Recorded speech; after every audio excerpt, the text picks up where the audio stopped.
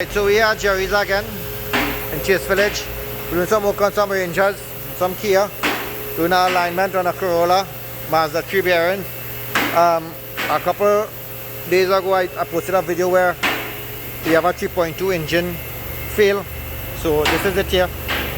We have a 3.2 in excellent condition, doing about 60,000 kilometers, scrapping. I'll show you that in our next video. So if only want parts for that.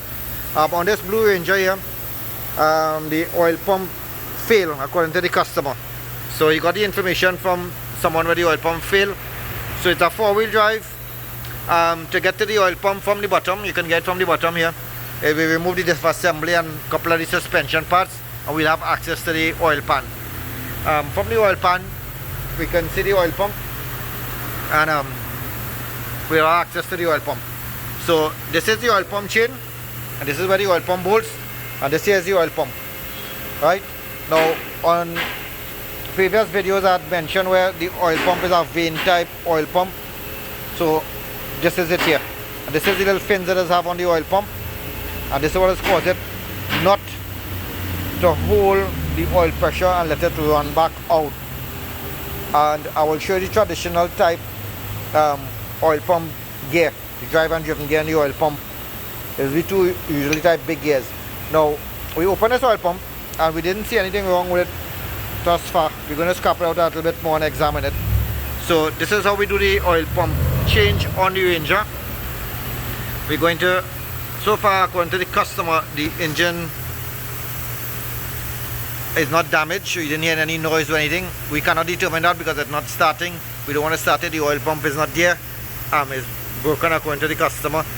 So first thing we're going to do is examine the pump, make sure it is effective, put on a new oil pump, start the engine, make sure we have no damages and stuff, and do some checks and inspection and see what's happening.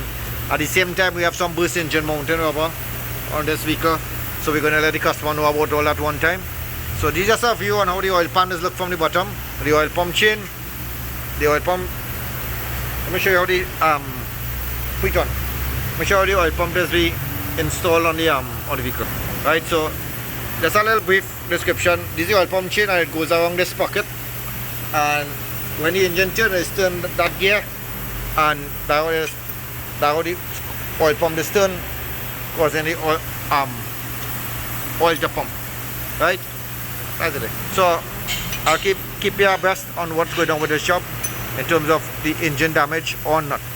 Right, here you can take a look at the oil cooler, the transmission oil cooler, and there's two heater hoses that go from this cooler, this bus, right? Engine oil pan, transmission oil pan, right? Right. So we'll keep here again. This is the engine oil cooler, and yeah, we have some suspension parts here. Let me show you the diff assembly, where we remove all the parts we remove to get to the oil pump. Right. So this is the diff assembly. There's the axles.